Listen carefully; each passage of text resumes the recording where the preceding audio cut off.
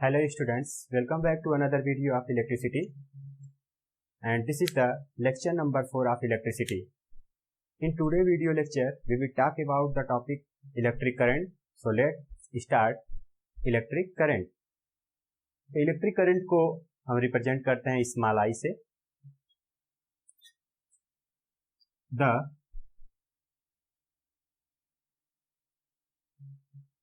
amount of charge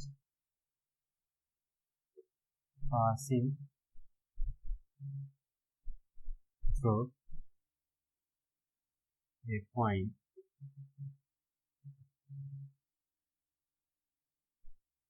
of a conductor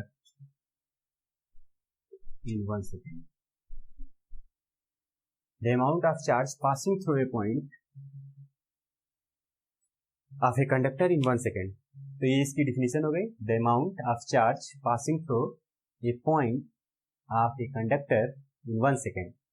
अगर हम current की डिफिनीशन लिखे तो current is equal to charge upon time, या I is equal to Q upon T. ये हो गई करंट की सिंबॉलिक रिप्रेजेंटेशन या करंट का formula.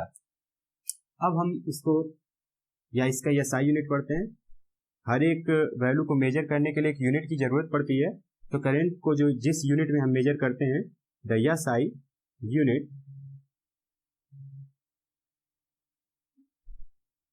The SI unit of current is ampere.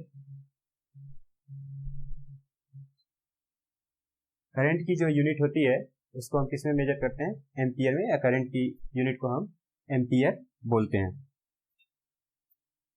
अब जो नेक्स्ट टॉपिक है वो होता है 1 एम्पियर किसको कहते हैं.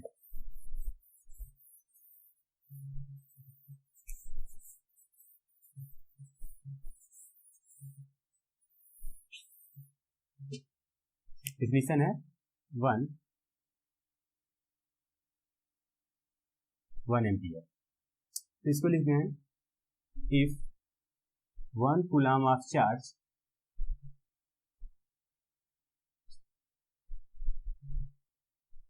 passing through a conductor in 1 second. अगर किसी कंडक्टर में 1 कूलम चार्ज 1 सेकेंड में पास करता है तो इसको हम बोलते हैं 1 एम्पियर. अब अगर ऐसे देखा जाए तो ये तो हो गई इसकी डिफिनीशन. अगर 1 एम्पियर इज इक्वल टू कितना हो जाएगा?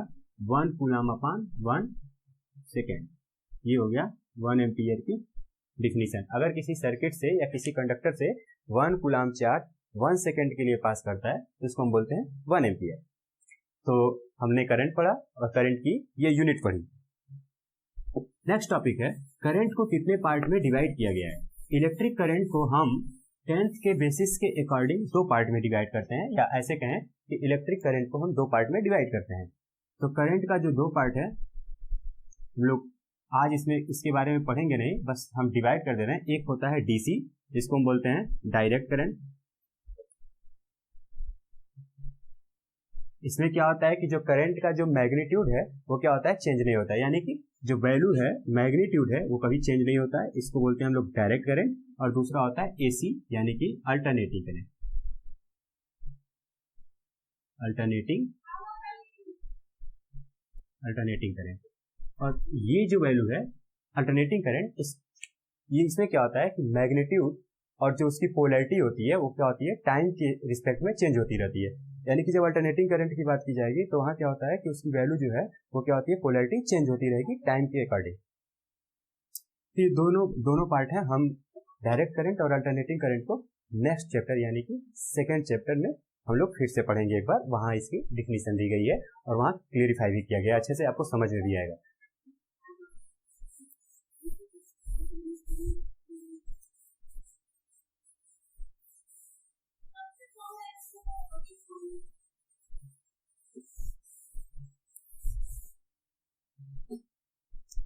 अब अगला जो टॉपिक है वो है इलेक्ट्रिक पोटेंशियल। क्या होता है इलेक्ट्रिक पोटेंशियल की डिफिनीशन क्या होती है, और हम लोग को जो पढ़ना है वो बेसिकली क्या होता है पोटेंशियल डिफरेंस पढ़ना है। कभी हम लोग पोटेंशियल डिफरेंस पर बात करेंगे, उससे पहले हम लोग क्या बात कर लें इलेक्ट्रिक पोटेंशियल की बात कर लें। और इलेक्ट्रिक पोटेंशियल से भी पहले हम लोग को एक टॉपिक जानना ज़्यादा जरूरी है और उसका नाम है इलेक्ट्रिक फील्ड। इलेक्ट्रिक फील्ड के बारे में, तो इलेक्ट्रिक फील्ड होता क्या है इसको ऐसे समझते हैं, जैसे आपने कभी मैग्नेटिक फील्ड के बारे में पढ़ा होगा। मैग्नेटिक फील्ड, देखिए मैग्नेटिक फील्ड क्या होता है बेसिकली, जब भी हम किसी मैग्नेट को स्पेस में या टेबल पर कहीं भी रखते हैं तो उसके अराउंड क्या होता है उसका एक एरिया बन जाता है। उसके अराउंड एक क्या होता है उसका एरिया होता है, जिसमें हम कोई भी आयरन के पार्टिकल लेके आते हैं तो उसको अपनी तरफ या तो अट्रैक्ट करता है या तो रिपेल करता है। तो ये पूरा रीजन जो क्या हो जाता है वो हो जाता है मैग्नेटिक फील्ड का। हम लोग को बात करना है इलेक्ट्रिक फील्ड की। अगर यानी कि अगर हम इलेक्ट्रिसिटी की वजह से कोई फील्ड क्रिएट हो जाए तो उसको हम बोलेंगे इलेक्ट्रिक फील्ड। और जब भी क्या होता है किसी वायर से करंट पास होता है तो उसके अराउंड क्या होता है उसका एक एरिया बन जाता है या उसका एक फील्ड या उसका एक क्षेत्र बन जाता है, जिसको हम नाम देते हैं इलेक्ट्रिक फील्ड। फिर से एक लाइन में डिफिनीशन, अगर आपसे कोई पूछता है या आपको जानकारी चाहिए इलेक्ट्रिक फील्ड क्या होती है, तो जब भी किसी कंडक्टर वायर से करंट को पास कराया जाता है तो उसके अराउंड एक जो एरिया होता है वो डेवलप कर जाता है और जिसको हम नाम देते हैं इलेक्ट्रिक फील्ड। इसमें हम किसी भी दूसरे करंट वायर को ले जाने पे रिपल्सन या अट्रैक्शन फेच करते हैं, यानी कि फील करते हैं, वहां होता है उसको इलेक्ट्रिक फील्ड। तो हम लोग को मेजर डेफिनेशन क्या चाहिए इलेक्ट्रिक फील्ड की। अब हम लोग बात करते हैं इलेक्ट्रिक पोटेंशियल की।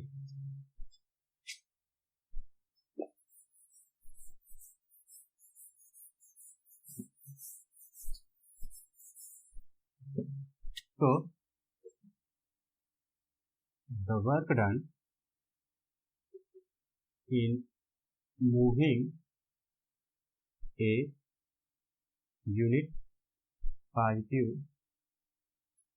charge from infinity to a fixed point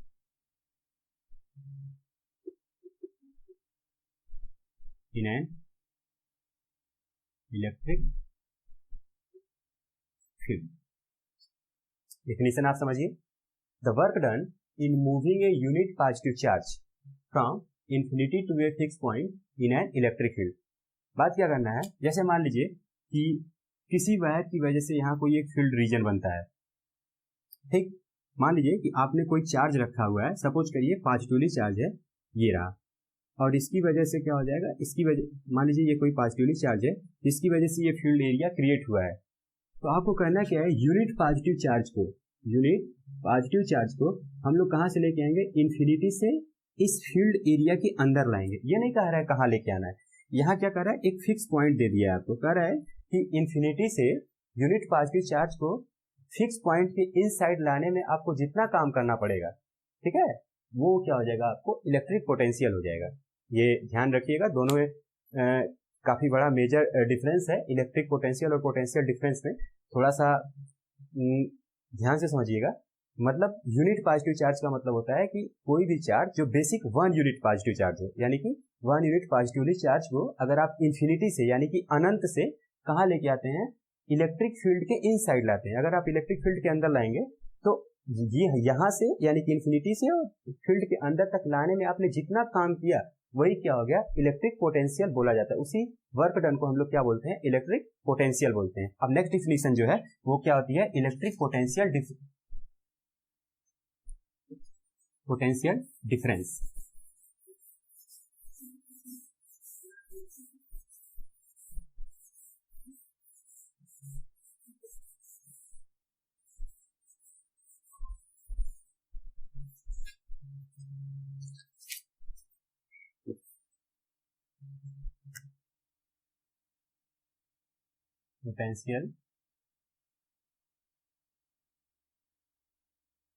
potential difference, और इसको हम लोग क्या लिखते हैं, V से रिप्रेजेंट करते हैं। तो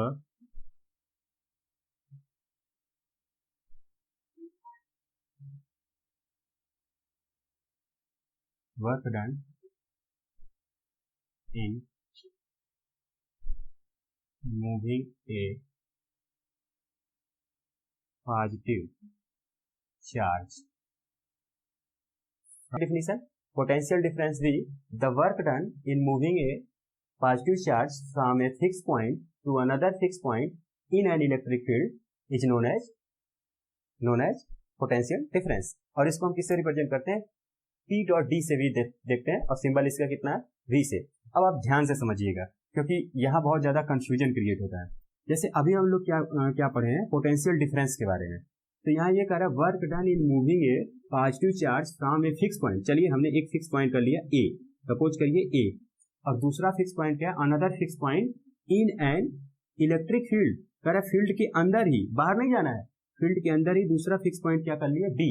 कह रहा है कि यूनिट पॉजिटिव चार्ज को इस पॉइंट से इस पॉइंट तक ले जाने में जितना वर्क डन होता है वो होता है हमारा पोटेंशियल डिफरेंस. फिर से एक बार, किसी भी इलेक्ट्रिक फील्ड के अंदर, हम यहां लिख दे रहे हैं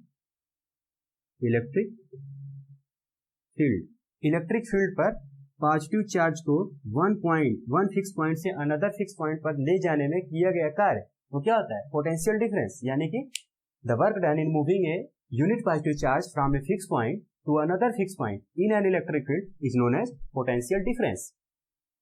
अब अगर हम लोग बात करें इलेक्ट्रिक पोटेंशियल डिफरेंस और इलेक्ट्रिक पोटेंशियल के बीच में, तो इलेक्ट्रिक पोटेंशियल में हम लोग क्या अभी पढ़े हैं? तो यूनिट पॉजिटिव चार्ज को इंफिनिटी से फिक्स पॉइंट के इनसाइड लाया जाता है. ये होता है इलेक्ट्रिक पोटेंशियल और ये होता है पोटेंशियल डिफरेंस. तो आपको समझ में आ गया होगा ज्यादा आसानी से क्या होता है दोनों. अब जरा हम इसका फार्मूला अगर लिखते हैं,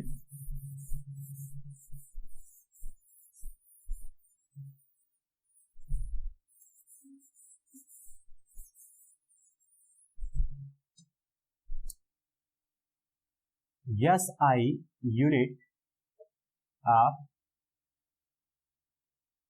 potential difference is volt. Potential difference का जो SI यूनिट है वो किसमें होता है? वोल्ट में. और वोल्ट क्या हो गया? V इज इक्वल टू, इसको या potential difference V is equal to कितना हो जाएगा? अब हमारा वर्क डन, और वर्क डन कितना? Upon charge move. ठीक है, V इज इक्वल टू कितना होता है? W upon Q. अगर आपसे कोई पूछे कि पोटेंशियल का फार्मूला कितना होता है तो आप बोलेंगे V is equal to W upon Q. यह है पोटेंशियल डिफरेंस का, इलेक्ट्रिक पोटेंशियल का नहीं, यह है पोटेंशियल डिफरेंस का और इसी की हमको बार बार जरूरत पड़ती है. तो V इज इक्वल टू कितना हो गया? W upon Q. SI unit आप देख ही चुके हैं. SI यूनिट ऑफ ये किस में आता है? वोल्ट में. हम लोग जैसे करंट को एम्पियर में मेजर करते हैं वैसे इसको किस में मेजर करेंगे? वोल्ट में. अब आप ध्यान से समझिए, हर एक इलेक्ट्रिकल एप्लायंसेस को मेजर करने के लिए एक डिवाइस बनाई गई है. इसी तरीके से हम लोग पोटेंशियल डिफरेंस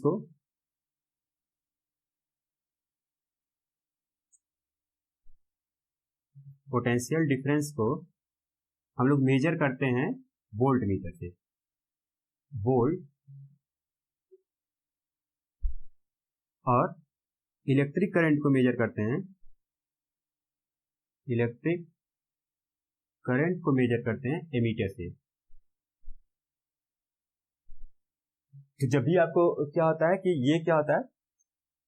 इलेक्ट्रिक करंट की मेजरिंग डिवाइस एमीटर और पोटेंशियल डिफरेंस की मेजरिंग डिवाइस वोल्ट मीटर. अब आप ध्यान से समझिए, जब भी सर्किट में वोल्ट मीटर जोड़ा जाएगा तो हमेशा क्या होगा? पैरेलल कॉम्बिनेशन में जोड़ा जाता है. जबकि इलेक्ट्रिक करंट यानी कि एमीटर या करंट मेजरिंग डिवाइस को हमेशा सीरीज कॉम्बिनेशन में जोड़ा जाता है. अभी आगे वाले टॉपिक में आपसे बात होगी कि सीरीज और पैरेलल कॉम्बिनेशन क्या है, लेकिन आप याद रखिएगा कि जब भी पोटेंशियल डिफरेंस को सर्किट में जोड़ते हैं तो इसको पैरेलल जोड़ते हैं, और इलेक्ट्रिक करंट को जब जोड़ते हैं या एमीटर को जब लगाते हैं सर्किट में तो इसको हम लोग लगाते हैं सीरीज कॉम्बिनेशन में. इसका रीजन है वोल्ट मीटर का जो रेजिस्टेंस होता है वो क्या होता है? ज्यादा हाई होता है रेजिस्टेंस. अभी इसके बाद हम लोग ओम्स लॉ में पढ़ेंगे. तो वोल्ट मीटर का रेजिस्टेंस हाई होता है इसलिए इसको पैरेलल कॉम्बिनेशन में रखते हैं, और एमीटर का करंट लो होता है इसलिए इसको हम सीरीज कॉम्बिनेशन में रखते हैं. इसलिए भी रखते हैं क्योंकि हमको करंट की वैल्यू मेजर करनी होती है तो हम आसानी से यहाँ क्या कर पाए? मेजर कर पाए और डायरेक्टली मेजर करते हैं. तो एमीटर को हम सर्किट में सीरीज कॉम्बिनेशन में जोड़ते हैं, जबकि वोल्ट मीटर को सर्किट में हम कैसे जोड़ते हैं, पैरेलल कॉम्बिनेशन में जोड़ते हैं। अब एक चीज और देखिए, जब भी कभी आपको सर्किट में बने हुए इस तरीके से और V लिखा हो, यानी कि कैपिटल V अंदर और बीच में हैंड्स बने हुए हो, तो आप समझ लीजिएगा कि ये क्या जुड़ा गया है, वोल्ट मीटर जुड़ा हुआ है, यानी कि ये वोल्ट मीटर का सिंबल है। और अगर आपको इस तरीके का कोई सिंबल जुड़ा हुआ सर्किट में मिल जाए, यानी कि वो क्या है, एमीटर है, यानी कि करंट मेजरिंग डिवाइस है। तो ये हो गया हमारा voltmeter, ammeter, electric potential, potential difference, electric current और करंट मेजरिंग डिवाइसेज के बारे में। अब एक प्रॉब्लम हम लिख रहे हैं,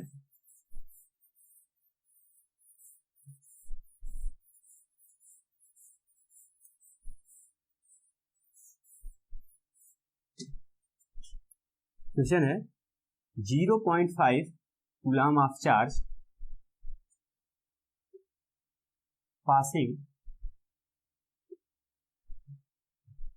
passing through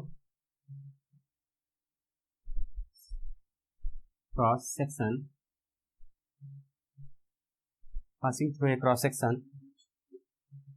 of conductor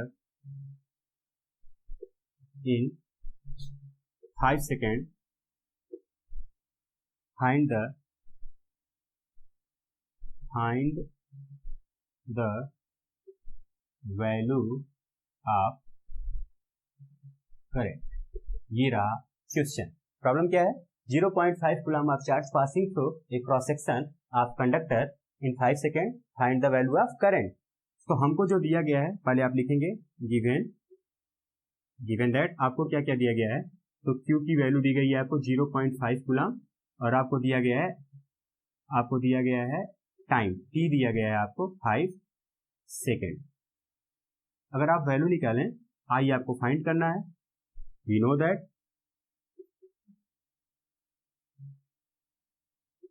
that हम जानते हैं क्या कि I इक्वल टू कितना होता है, Q अपॉन T। आप यहाँ वैल्यू पुट कर दीजिए। This implies that I equal to 0.5 upon कितना हो जाएगा 5।